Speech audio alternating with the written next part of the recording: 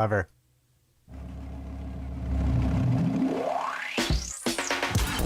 Welcome to the Return Indoors. What? The Return Indoors? Oh, stupid. If that was... Good job we're not live. If that was live, I would just have to ride that out. Hi, everyone, and welcome to the Remain Indoors podcast, where we'll be looking at some science news from around the internet, having a grumble when required, and talking about the ways we're keeping ourselves entertained at home. Remain indoors. I'm your host, Richard Spanners Reddy. We're here for the next 14 minutes or so, talking about life, love, what's on our mind, what brings us down, and what makes us happy. And I'm joined by my co-host, Matt. Two Rumpets. You're one of the things that sometimes makes me happy. Equally, sometimes you go out of your way to mess with my chi and my world. Like just now, deliberately pausing for a long amount of time and staying perfectly still, so I thought that the Zoom call had frozen. I would never do that to you. I think you're just making these things up to entertain our audience. No, don't believe his lies. Have a picture of Matt and write, don't believe his lies on there. There's a cheeky side to Matt, even though he tries to come across as professional and knowledgeable. Matt, I am in a somewhat non-specifically angry, just a general age-appropriate grump at the moment. That's the mood I find myself in today. I'm going to be honest with it. I think that's just called, like, how old are you now? 39. Yeah, it's called that. Yeah, all right, okay. Yeah, it's just called that. That's like waking up and not being able to move all of your limbs immediately. It's just a thing that happens over time. Yeah, so I'm 40 in like a month, or like, a month and a half. And I think it is just an age-appropriate, kind of dad-appropriate grump. Just this sort of non-specific anger and irritation. I think it's like it's definitely a dad-based grump. So I'm looking for a term for it. I was thinking dad grump. So it could be like a grump. And like my wife can be like, oh, kids, watch out. He's in a right old grump today, his dad. A drump. Oh, a drump. A drump, I don't know. yeah. It sounds too close to another word for my liking, if I'm being honest. Fine. We could just take it back. Let's make drump great again. That's what I say. So apologies if I come across like just generally irritated. I don't know why. I've just all day struggled to motivate myself, struggled to do anything productive. Yeah, in my experience, what this really is normally we go through life, we have a task, we put our little blinders on, we achieve the task. But as we grow older and learn more about the world and the way it works, there's kind of this oppressive weight of the sheer stupidity of most of the people in charge. And despite our best efforts, as we get older, it starts to leak around the edges of the blinders. And so when you become aware of it in the back of your head, it just puts you into this mood of, well, exactly what you're describing, really. We were queuing up. We went into the outside world. I'll go into more detail later, but we were queuing for something, and I did something stupid and immature, and my kids looked at me like, "What? You do that? You're a grown up." And my answer was, look around you. There's being a grown up. It's a myth. All these people here. Look at that old looking person there. That young adult there. It's a myth. There's no grown ups. Everyone's just you guys. It's just that you've know more stuff and experienced more things.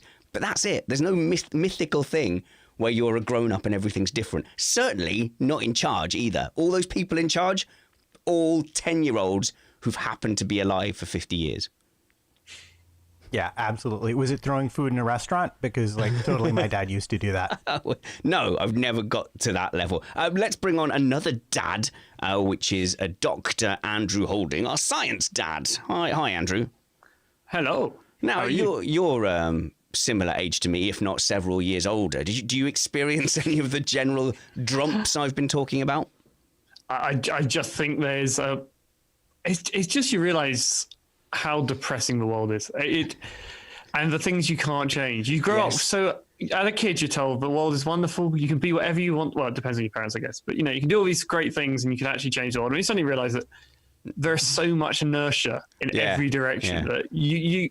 But some of that grumpiness is good, because some of that grumpiness is you deciding, you know what, I'm going to do what my values are and what I think is important, and just, realize that I can live my own life in a positive way. And I think that some of that grumpiness is really you just realizing that you don't need to keep everyone happy. Yeah. And you'll make yourself miserable trying. Well, the thing that is making me miserable, I think, in general, I think me and Matt are sharing it. We are living in a world where every sort of mass decision and every direction that the world seems to jink in seems like really opposed to my jag. Like I'm pulling for jag and the world keeps jigging. And then you just go, rabble, rabble, rabble. And you just go, well, maybe I'm just wrong. Maybe I'm like the 50-year-olds or the 40-year-olds from when I was a kid. And I was like, you just don't get it, man. You need to like open your eyes and exist on a different ethereal plane. Maybe that's just me now. I'm just a product of 1980 and I'm sitting here all angry that the world isn't doing what I want. I think the world generally is on a trend of getting better. I know there's been some real big setbacks recently, but if you look at rights and all these things, the trend is very much in the correct direction. But yeah, the last few months have been terrible. Get off my lawn, you stupid cloud. Just yelling at clouds. Yes, it's just an option. It's an option. But yeah, no, it's an interesting one, isn't it? When you sort of learn the self-confidence to be a grumpy old man is an important part of life.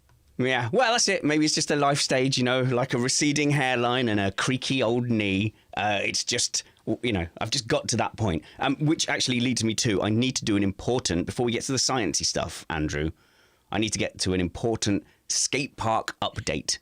So obviously you listen to every show, Andrew, I would imagine. So I was talking about the new skate park we've discovered, and now we're very much a skate park family. I've never skate parked before. So last week when we went down there, I had to jump onto my skateboard. And by my skateboard, I mean a child skateboard that we found several years ago and has been sat in the toy box. I had to jump on the skateboard to give my daughter confidence. She wasn't then the worst person at the skate park, I was. So we went down there this time with an old scooter. And this scooter is just big enough for me to put my foot on. And my foot fills the whole scooter. So I'm hanging on. And again, I'm just having a little go. And they're like, right, you need to go down this ramp, which is like a 4-foot dome ramp. Yeah, it's like it sort of starts off gradually, then it disappears and you go, whoom, and you go flying off into the skate park to do a trick of some kind. And so my kids were like egging me on, do this, go down that thing. It's easy, it's fine. And looking around, it looked super easy. All the kids were doing it.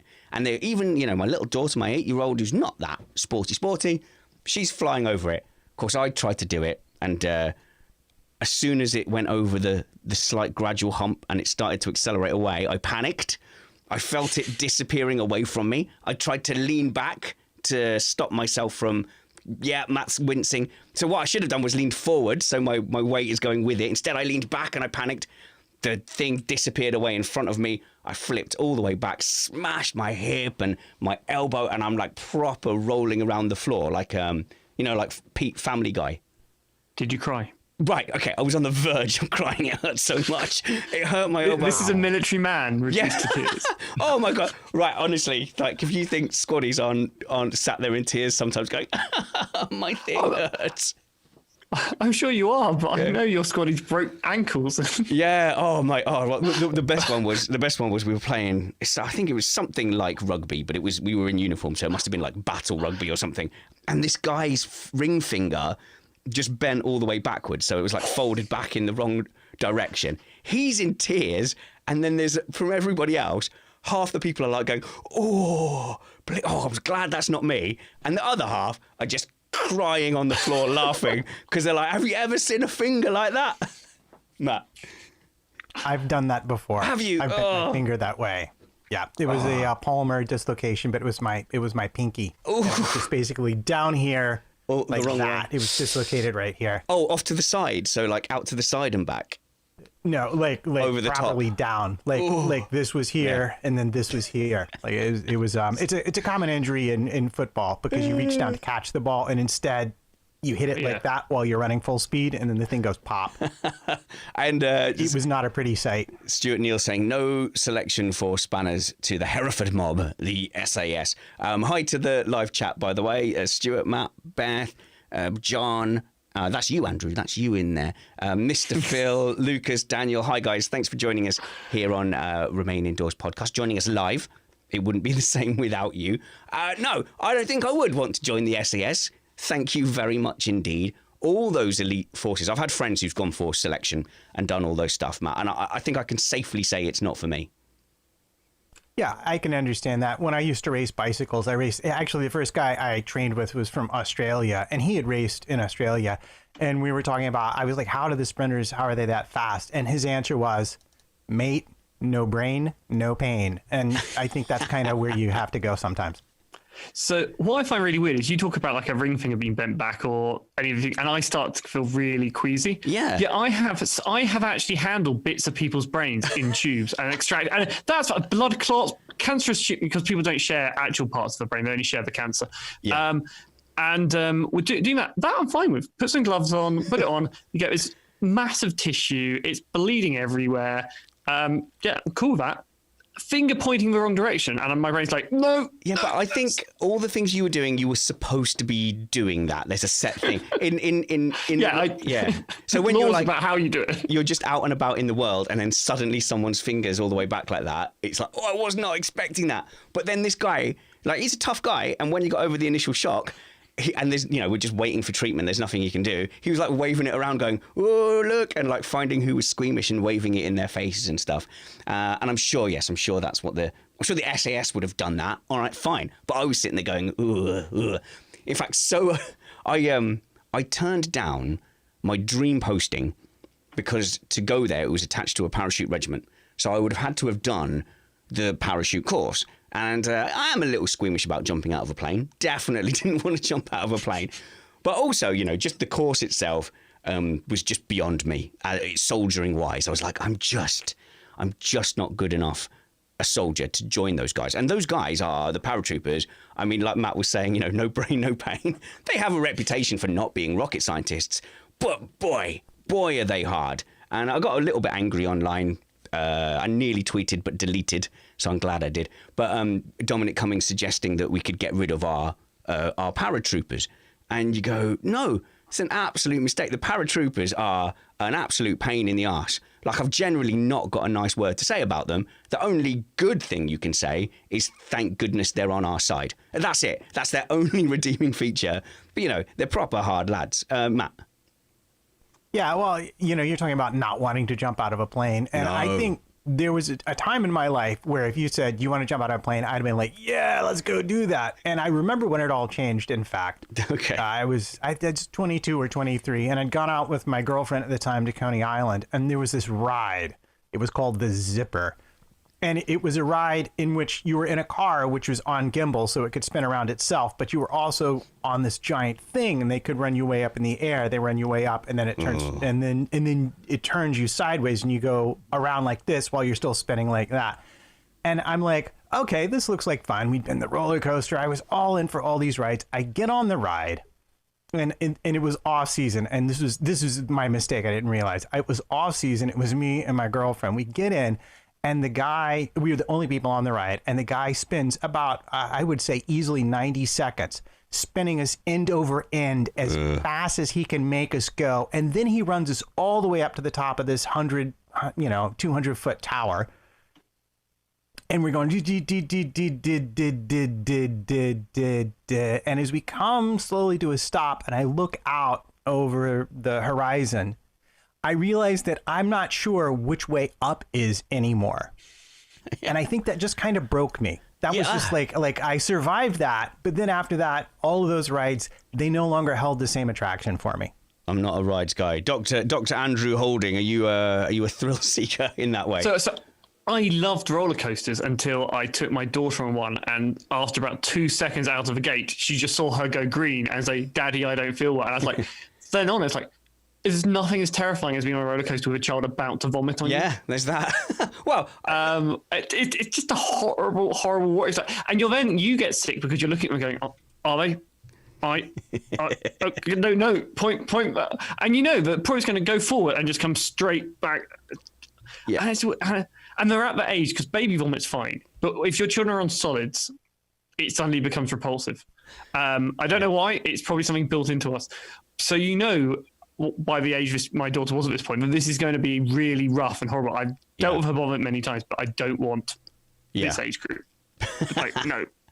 Yeah, and also it's just it's just embarrassing. But for me, I now don't I don't fall for the peer pressure of it anymore, because thankfully I've got a long enough list of generally bravado-y things that I've done. Like I can stamp the card and go, oh yeah, I don't want to go on that massive roller coaster, but I've done X, Y, and Z, so shut up. So I can do that at least. But I've got no interest in doing it just for the fun of it, just to be scared or whatever. Put me in a race car or a cart or something, and I quite like that adrenaline buzz. But just being a passenger in something that flings you around and around, see, I've got absolutely no appeal.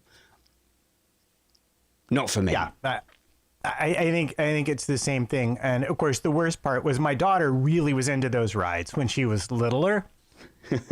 And I remember being at a fair with her, and there was a ride, and I watched it. I'm like, oh yeah, this is not going to be something I really enjoy doing. But someone had to go with her on the ride. Yes. And that was always me. And I get on the ride, and it goes, and I'm like, everything. I'm like, okay, I can just maintain. I can maintain. Okay, we're almost done. We're slowing down. We're going backwards.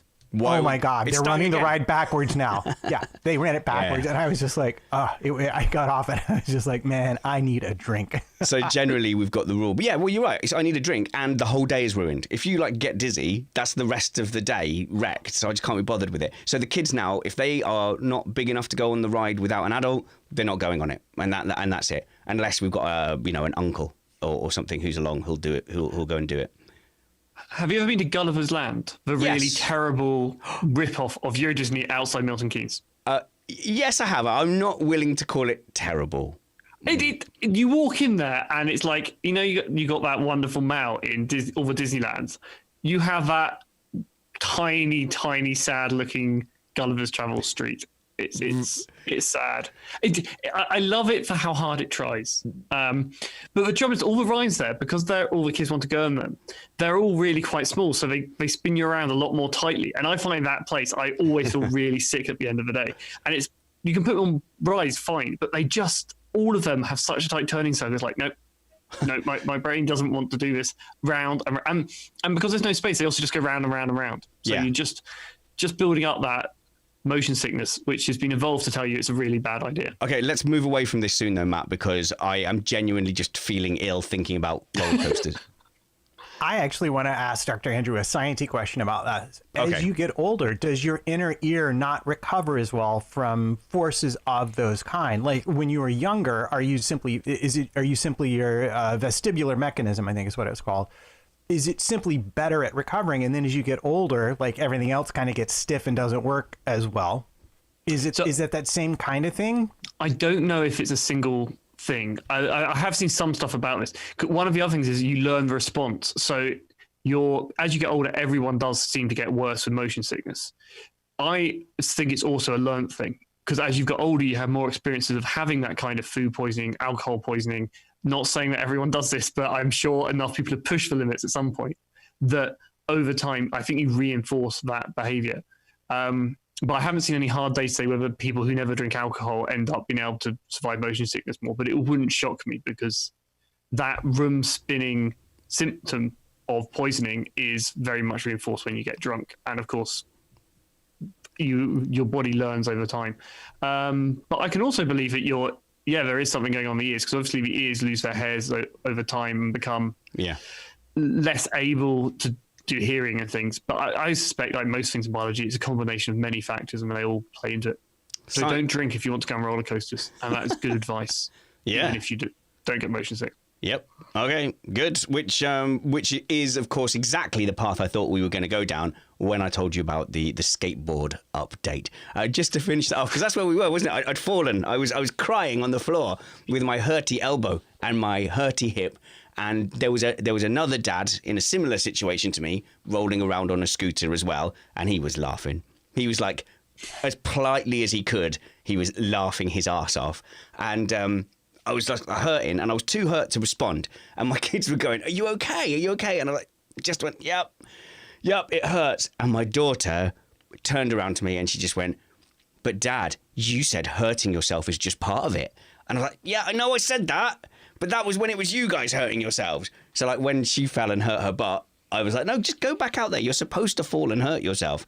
And boy, did that get thrown in my face. So dusted myself off. And I can report that by the end of the day, I conquered the slightly high up, domey, rampy thing. So I'm basically the greatest scooterer that has ever lived, Matt. Pretty big in the scootering world, me. Very, very, very impressive in a highly mediocre fashion. I will take my round of applause. Thank you very much. If one of these buttons does a round of applause. No. Right. What we'll do is I will put the Zoom link in the chat room if anyone wants to call in with any science questions. They are more than welcome to. But I want to talk to Dr. Holding about kind of life returning back to normal. Certainly in the UK, the message from the government, slightly different in the US, but the message from the UK government and all the restrictions being relaxed is that the message is let's start returning to life as normal. And that isn't sitting with my instinct. My personal instinct is I still want to bubble us all up in a cocoon. And we have followed all the rules. Even when they've sort of conflicted or they've not made sense to us or we've not agreed with them, even the rules that are slightly kind of seem counterproductive to other rules, we've just followed them. Because, and probably we've been more stringent, like we've not gotten takeaway foods and things like that. Although we did break that because we had a pizza and a Chinese over the last month. But, if we continue, even on principle, if I say, well, that's the guideline, but I'm not ready to go out and do that yet. It's getting to the point where we would become the weird family now. If we just completely were just in lockdown and the world is happily going on, around its merry way, going to restaurants. The theme parks are open right now as well, which surprised me. I didn't realize that. But we are kind of returning back to normal. How are you feeling? How are your family approaching things? So we did something really brave. We went out to a restaurant. Oh, you did? Now then, yeah. That's interesting. So we were, because we were up, because I'm moving to York, and this has got very weird with lockdown. So we were in the York flat because I had to do stuff in the lab to get it up and running. Yeah. And we basically needed food, and so we went to a place. But we thought about this a lot before we did it, and we made sure we went to like a really recognised chain, who we knew would actually probably listen to the precautions. And when we walked in there, they sort of almost covered you in hand sanitizer, right. Gave you a table nowhere near anyone else, and then they had a table they put the food on that you collected it from. So it was the most socially distant meal I've ever had, and therefore one of the best meals I've ever had because no one interrupted us. And how did you no feel? one checked how my meal's going. That's brilliant. So you felt comfortable. You felt comfortable eating that meal, and you felt relaxed. I have to say, it wasn't a great restaurant because it was a chain, but it was one of the best meals I've had in forever because it just releasing all that. So because it is miserable at the moment, but I wouldn't do it rapidly, rush out and do it again. It was a good time and point in circumstance, and we had a really good evening. So I mean, it's how much do you trust the people preparing your food, and are they doing temperature checks and all that? So I have been really tempted to do a drive-through McDonald's. And McDonald's is actually, it's a chain that I think they're fine. I think the food is actually pretty good. I think it's well prepared. They have to stick to a certain standard, and you can expect that standard across all their restaurants. I've no real problem with McDonald's. I think it's only harmful if you eat lots and lots and lots of it. So, a McDonald's lunch is not going to do your health as much harm as some people like to infer. But I was just thinking the general average age of a McDonald's franchise of the staff is about 12 and a half. So that's what stopped me going through the drive-through is, well, they're all out. I think that age group, they're all out at parties now. They are like properly crawling all over each other again. And that's what stopped me getting a drive-through. But I think you make a really good point about McDonald's. Is I'm quite often defend them because they're such a big chain. They're held to such higher account than anyone else. I actually trust them, and I don't know how often you've been through services and had to stop off somewhere. I have in past gone, I don't know McDonald's, so I don't feel like it. Gone to like the Jacket Potato joint or something else in those services. Every time I don't go for McDonald's, I get food poisoning. Right. Where have I never get food poisoning from McDonald's? Yeah. And I suspect they just have that rigor in their process that they know they're going to get absolutely destroyed because everyone likes to hate McDonald's. And I agree with you. If you eat it once in a while, it's still not great for you, but everything in moderation and all that. And there's worse things you can do. Like you'll probably do more harm to yourself sitting on your backside than actually eating McDonald's once every 6 months. So I'm not trying to be an advert for McDonald's. I think these things probably apply to KFC and Burger King and such like those chains. But since they're franchises as well, the franchise management, if you like, they will come round and really inspect that franchise and check that it's doing everything the right way. In fact, there was a film about the McDonald's, the people who started it in America, called The Founder, with Michael, who was the Batman? Michael Keaton?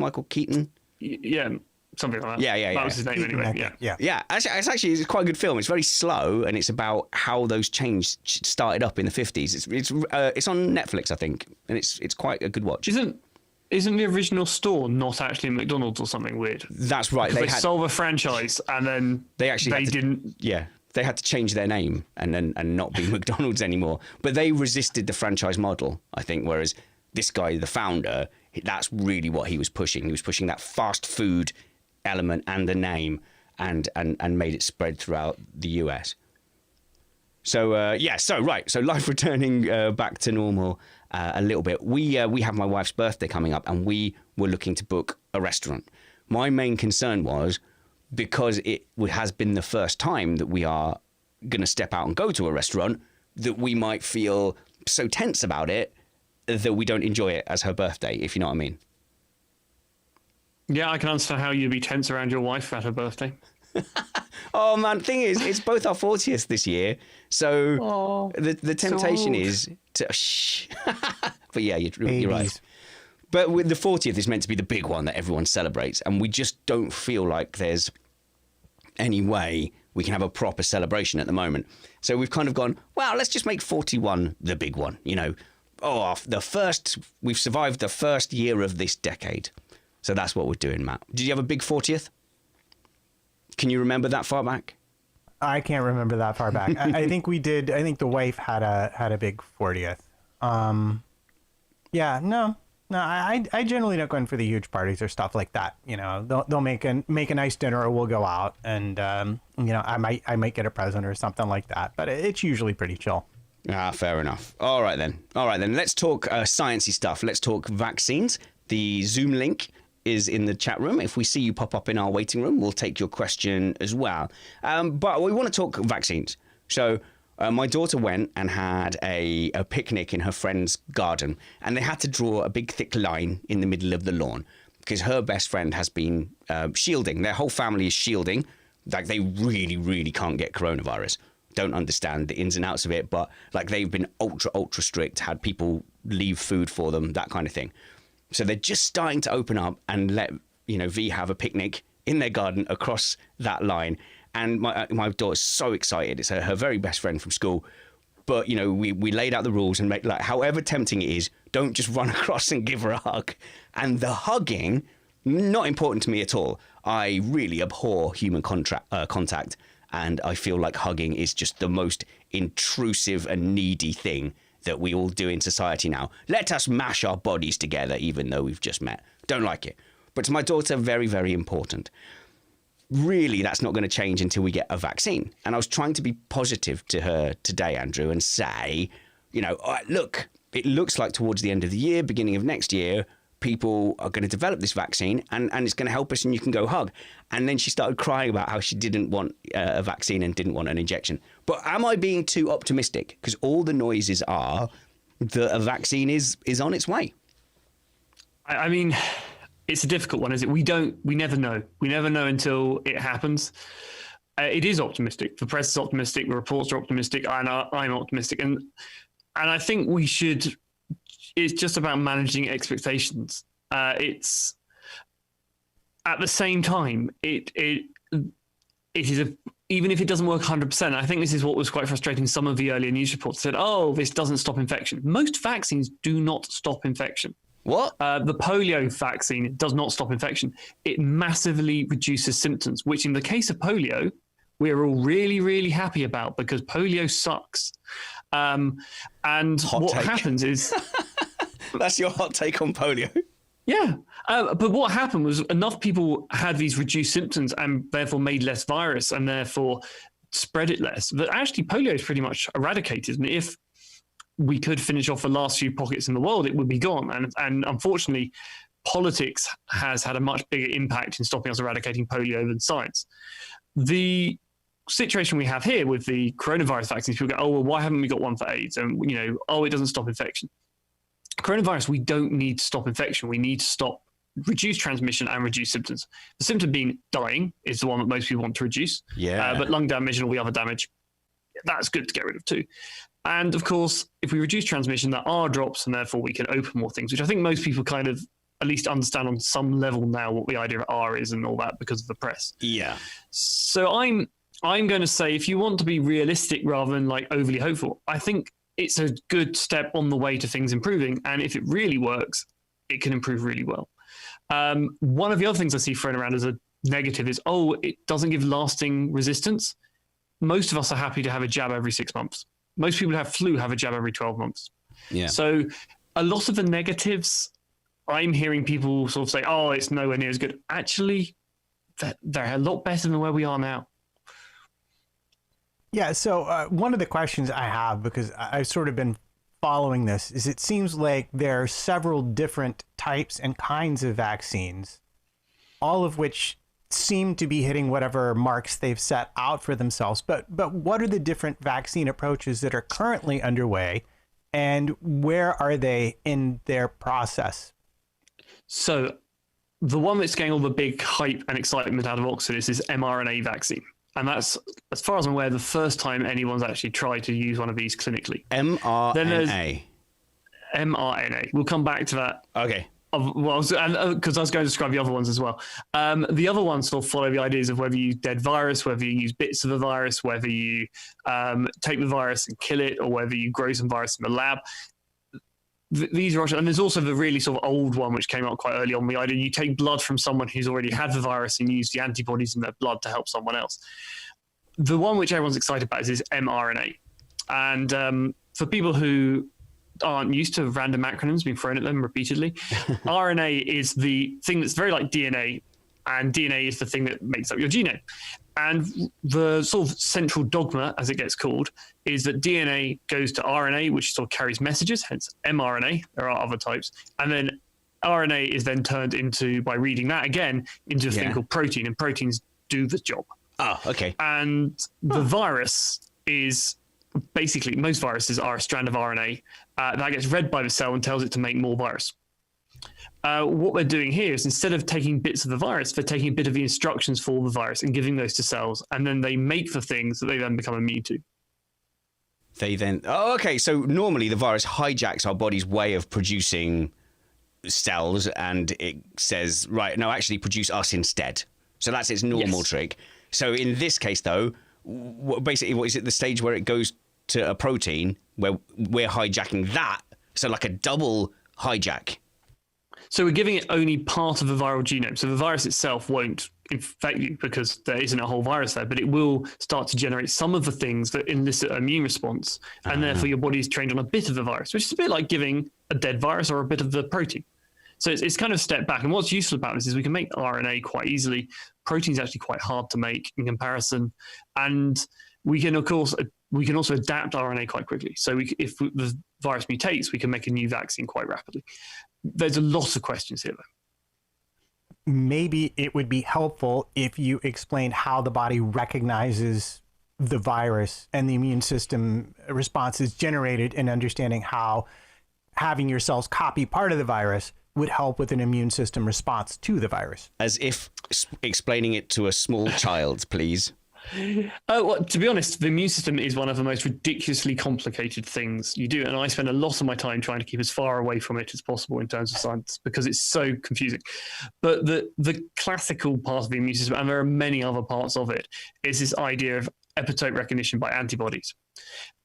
What this really is the antibodies are made by the body to recognize what's called an epitope, and that's like a bit of viral material. And if you actually just take a horse and they do this, and you inject a bit of viral material, the horse will start generating antibodies. And what happens is next time it sees the same material, those antibodies will recognize that bit of material, and that then elicits whatever immune response has been programmed off that. So in the case of you, what it's basically saying is we're going to tell your body this is what a virus looks like, but we're not going to give you the virus. And then when the virus does come along, all the immune cells are ready to go.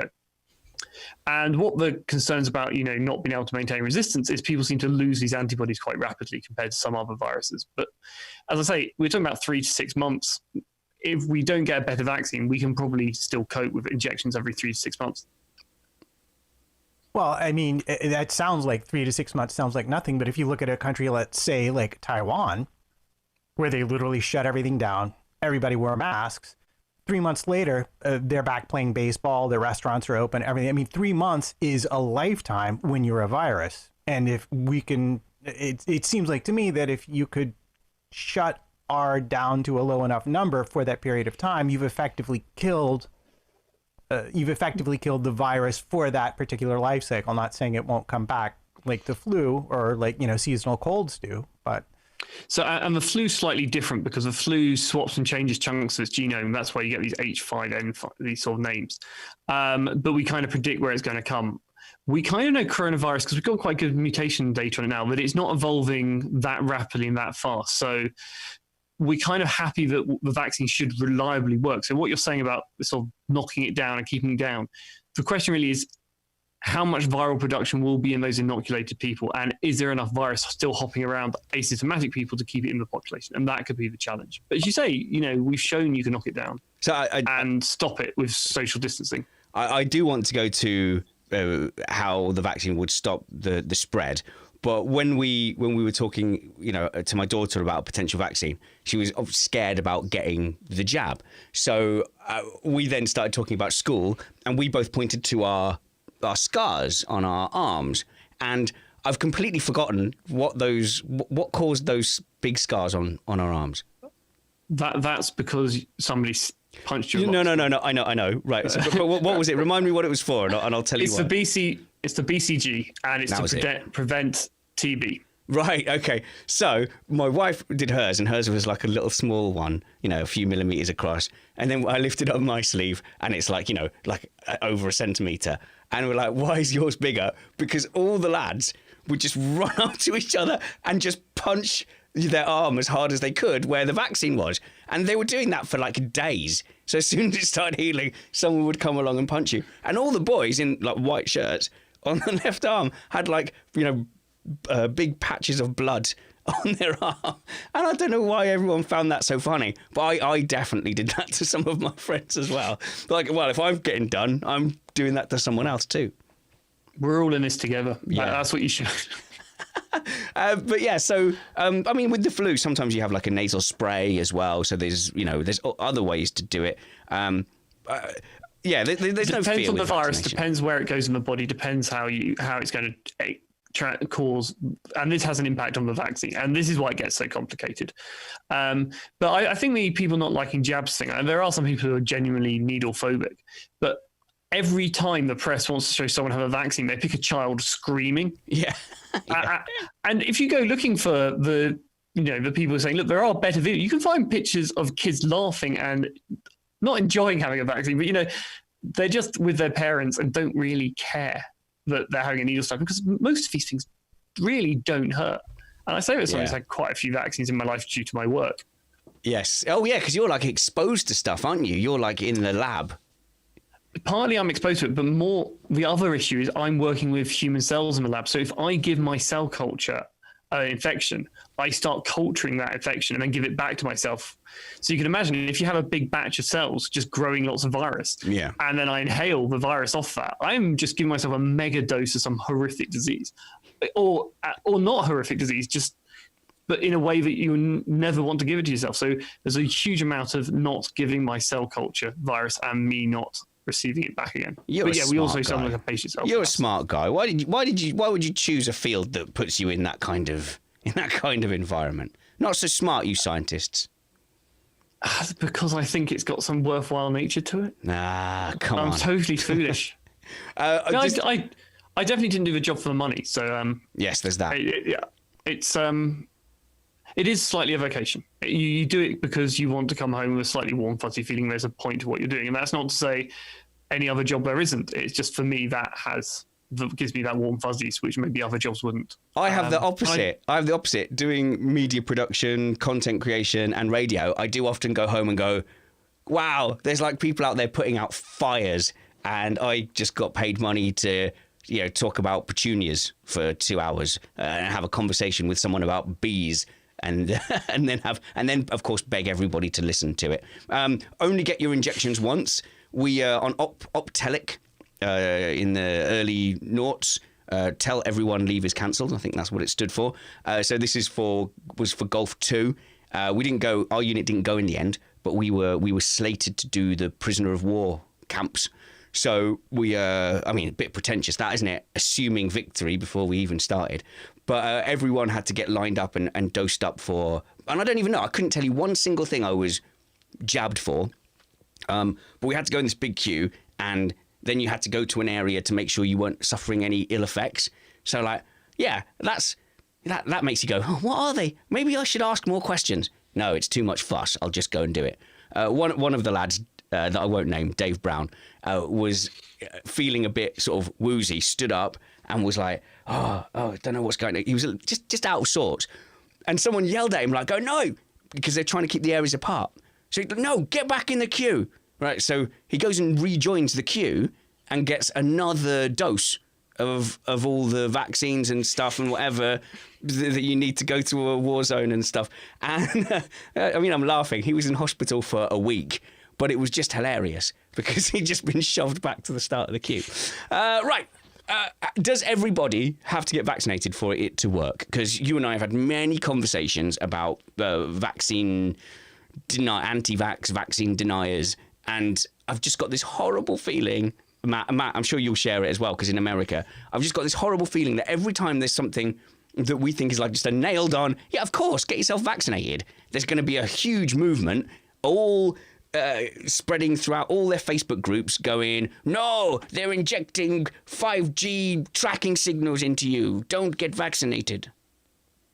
Yeah, well, I was just going to go back to Beth Griffith's comment earlier that one of their salespeople at work was overheard telling someone it should be illegal to make people be vaccinated before they catch the disease. And I think with that level of thought, yeah, I think the social aspect of getting everybody vaccinated is perhaps going to be more of a challenge than actually coming up with a vaccine that is effective. How about you just put a chip in everyone's brain so we know what they're thinking? We can then, we can work out who's doing this. There's an option. Oh, you always think that people are like taking the mickey. Like I know you think that no one actually thinks the world is flat. I think there's a lot more people who enjoy winding people like you up than there are who actually believe the world is flat. But I think also a lot of people have taken many a flight to various parts of the globe and realised that you can go round it. Okay, but with anti-vax, there is a strong movement of people who are very vocal about not vaccinating. So we saw it with like measles coming back, with MMR. We'll look back. Do you know what I've not heard? I've not heard anybody who's really vocal against MMR just come out and go, I was wrong about that one. Yeah, got that one completely wrong. Got fooled by Wakefield. Sorry about that. And what you get is them then doubling down and moving that same logic onto the next thing and then the next thing. Didn't Jim Carrey's wife, maybe ex-wife now, she actually did come out and admit her son didn't actually have autism, but then said, but I'm still right. Jenny McCarthy. Did she really? It's Jenny McCarthy. Is that true? I think that's what she eventually did. She went, because he got better from the autism, which you don't. Oh my God. It's not a thing. Okay. So I have heard of things where people said I was wrong, but I was still right. Anyway. Yeah, no. Before you move on from that, there is a website that is JennyMcCarthyDeathCount.com, I think, and it has added up the vaccine preventable deaths that they are attributing specifically to the movement that Jenny McCarthy, and I think like she said that her children were special in some way. They were rainbow babies or some such thing. And Jim Carrey was very involved in that. And I was so angry about Jenny McCarthy and Jim Carrey like a decade ago that like I can't stand to go and see the Sonic movie which I'm desperate to go and see because I just can't stand looking at Jim Carrey. And I'm not going to pay money in any way, shape or form to have him appear on my screen. So yeah, I ain't good about that. So after all that, she said that her kid isn't autistic. I think that came out, yeah. Oh, gee. Oh, you say things for a while. I'm apoplectic with rage. We'll give you some therapy. Free therapy. Just let it out. Let it out. Jeez. Chat to me. This is therapy. This is what this is.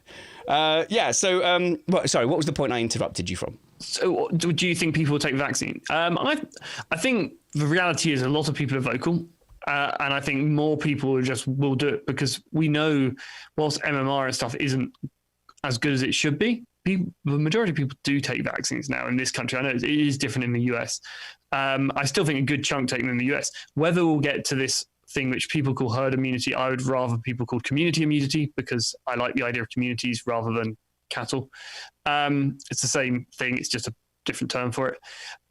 If we start talking about a community working together to have immunity to a disease, to protect those who can't get immunity or have medication like people on chemotherapy, which obviously relates to my work in cancer, those people will benefit from that sort of bubble shielding around them of people who can't get infected. And that's where we need to be. How we get those people who refuse to take it and also believe that 5G is causing this is difficult. And, you know, PhD from Google is a real challenge these days. We just tell them that the vaccine is to protect them from 5G. Simple. So simple.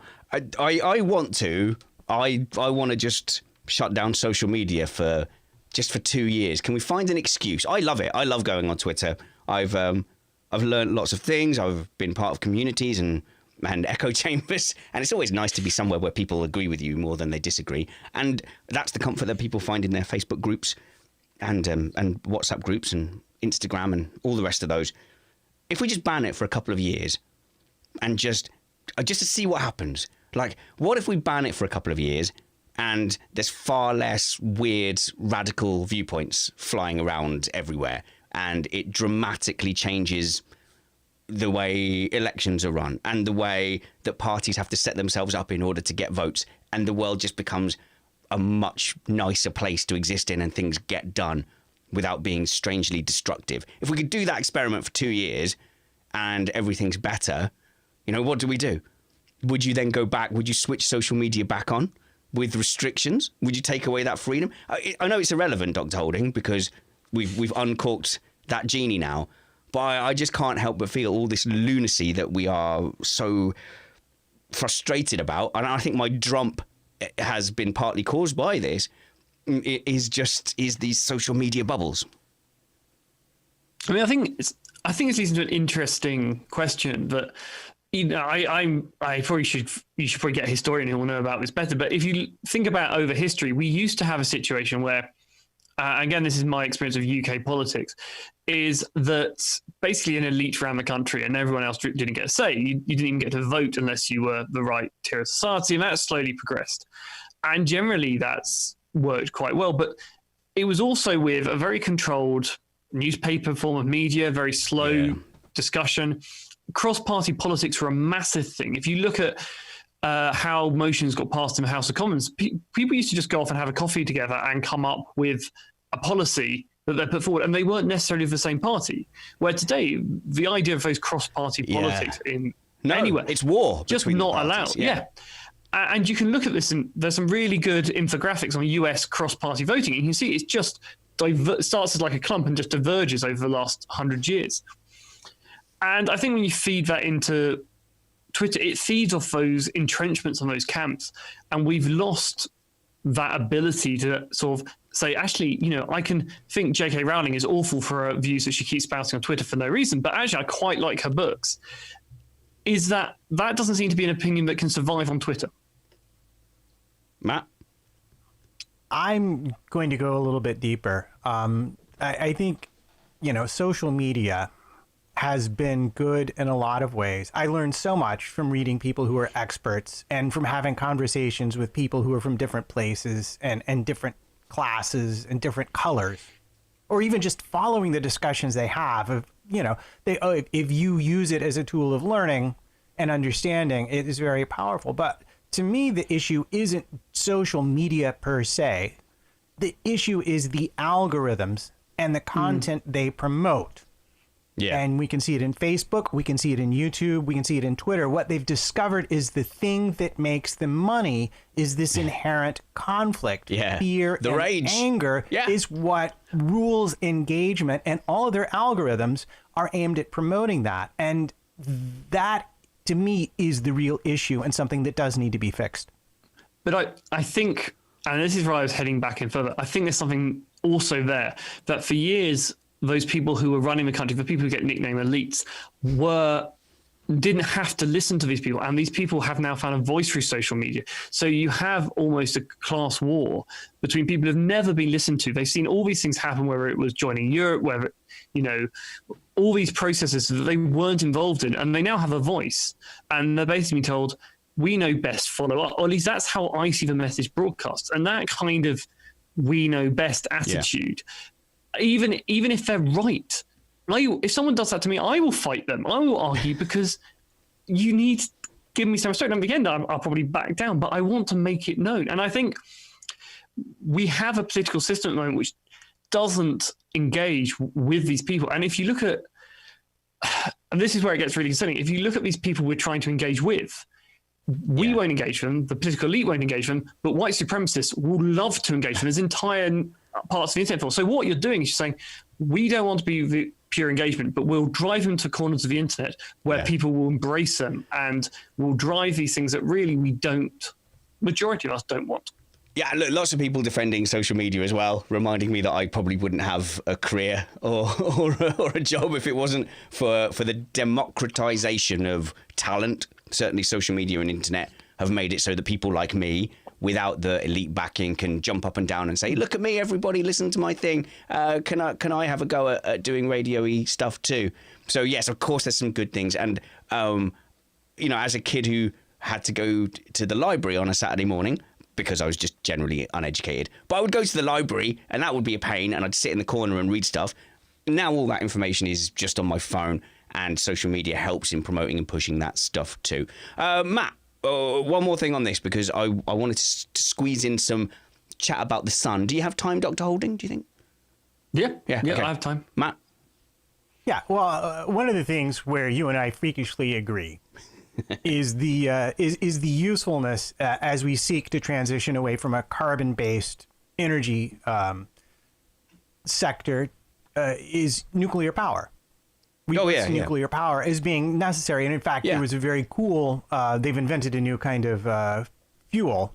It's uranium, but they now package it in pellets. That's supposed to be a lot safer than some of the old ways of building reactors. But I'm digressing, because when I was a child, I found a book in my dad's library called the Health Hazards of Not Going Nuclear. It's written by an economist, biologist who had an economics degree. And he went through and he compared deaths in transporting coal and deaths in nuclear power. And with simple facts and figures and basic statistics showed that a lot more people die generating power using non-nuclear power. It was incontrovertible. And then he went on to go through disaster scenarios, like say we have a nuclear reactor here, and same thing. He could show that the storage of petroleum products and stuff like that near New York could just kill millions of people if someone targeted. And this is a book from the 70s, by the way.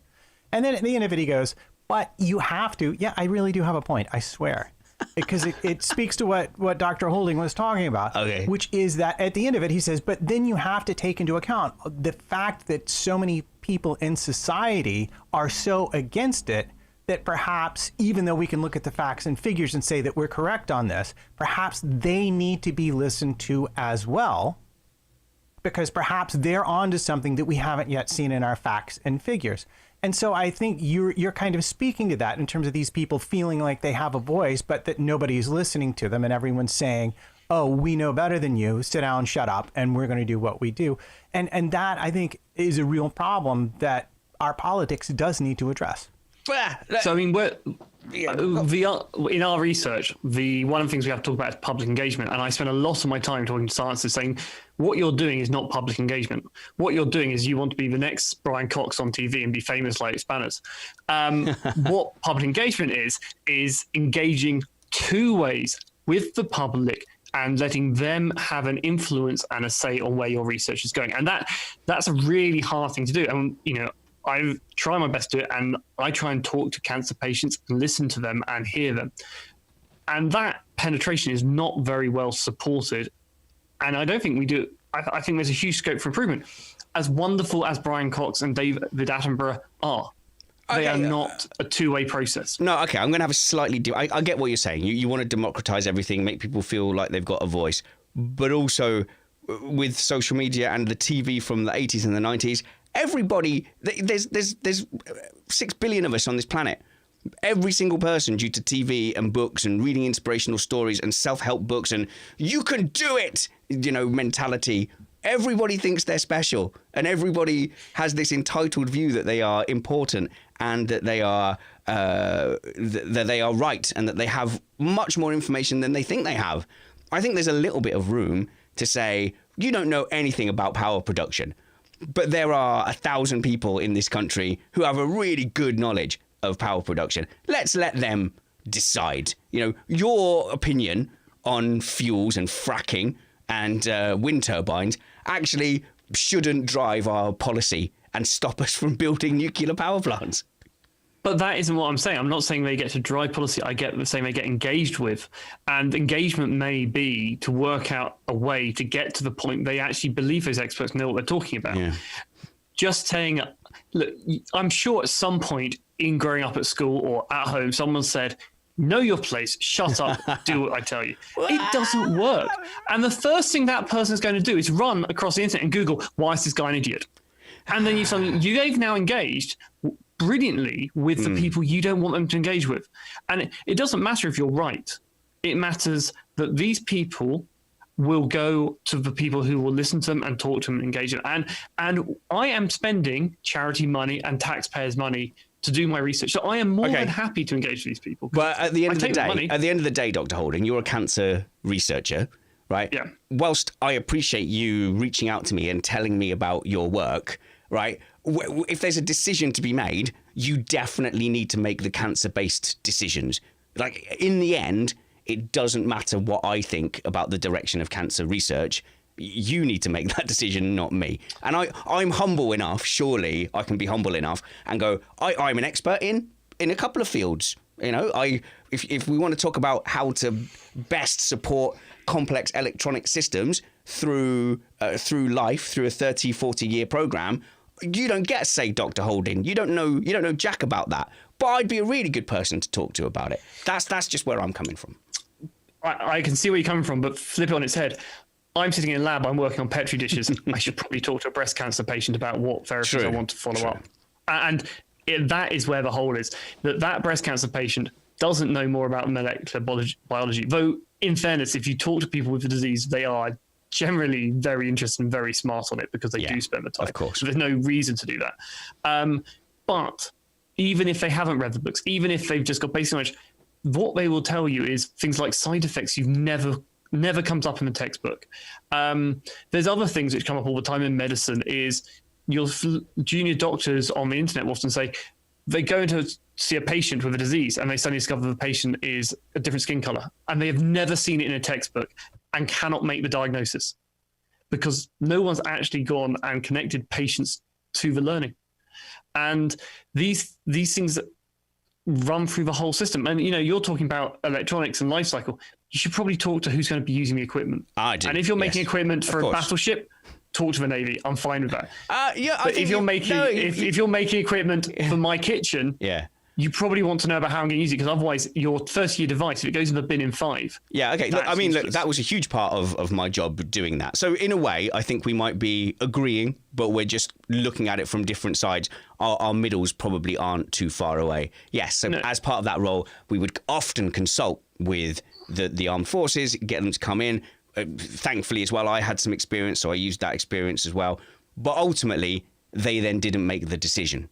And I think that's where I'm driving at. Ultimately, I made the decision. And, as much as your patients give you a great worldview and you should engage them to get that worldview, I still think you should make the decision. I think your vote should count for 20 at least. But there's something, but I think we spend a lot of time focusing on the the authority and the experts, and we need to show we value the user or the patient or the customer. And you're right, you want to value, but if that dialogue is one way, then it's just an appeal to authority, and that is, such a bad path of stupidity. I mean, that's where governments get conceited, is they think they're in power, they won there by ordained authority, and they can say what they want, and actually they're quite often stupid. I'm willing to say that, given our current government. Good. Well, do you know what? That was a completely unexpected tangent. We don't have enough time for our Sun chat, but do come and join us soon, Dr. Holding. We never shy away from inviting you, and you're a busy man, but when you can join us, you do. And the next time you're on, I do want to talk about the birth of the sun and the sun's extended family, the way that forms and the way that then gets distributed throughout the galaxy is always something that has fascinated and thrilled me. A nice, I think, rounded discussion there. I like that. Wasn't expecting smart chat. I thought it was mostly going to be from Dr. Holding, but I think if anything, Matt, you and me, we brought the goods there, if I'm honest.